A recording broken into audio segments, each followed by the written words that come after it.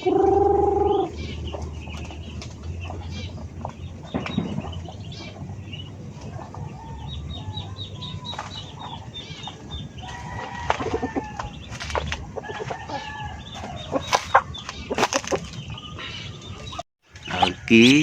hello, good morning. Nakahilira na sila. Gutom na gutom na. Ayan, gutom na sila. Ayan. Uy, gutom na kayo. Uy, sige, papasok na ako. Papasok na ako. Sige, papasok na. Mapakan kayo, mapakan. Oh, ang pako. Yeah.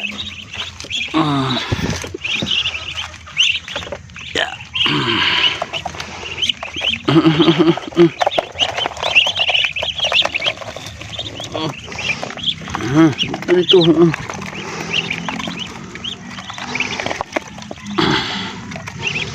Wah, dito oh.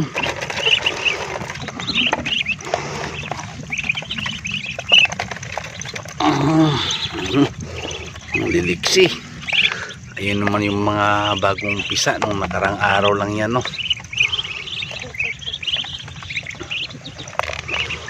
December 5 yan pinisa. Yan lang laman yung painuman nila kung papati ng tubig. Dito tayo banda para makita natin silang kumakain.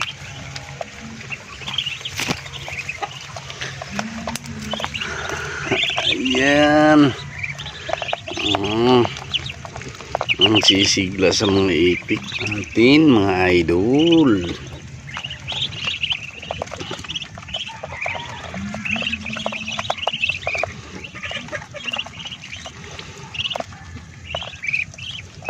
Ganda silang tingnan pag pagutuman kasi talagang kain na talaga sila.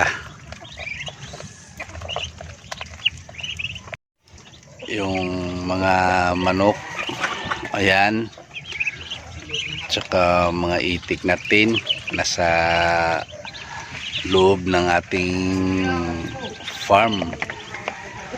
Dito naman ito ay bali kwarto to sa mga itik natin para di maapakan sa mga malalaking mga manok, lalo na yung Black Australorp, napakalaki.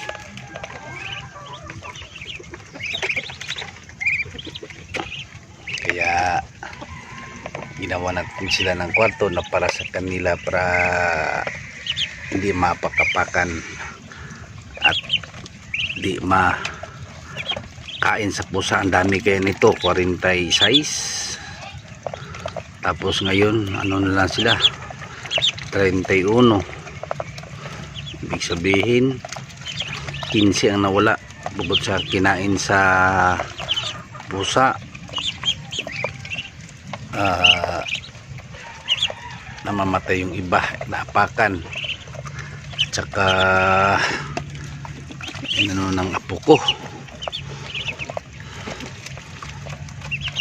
nilaro-laruan. Cute. Kain ka. Huwag kang magpagutom.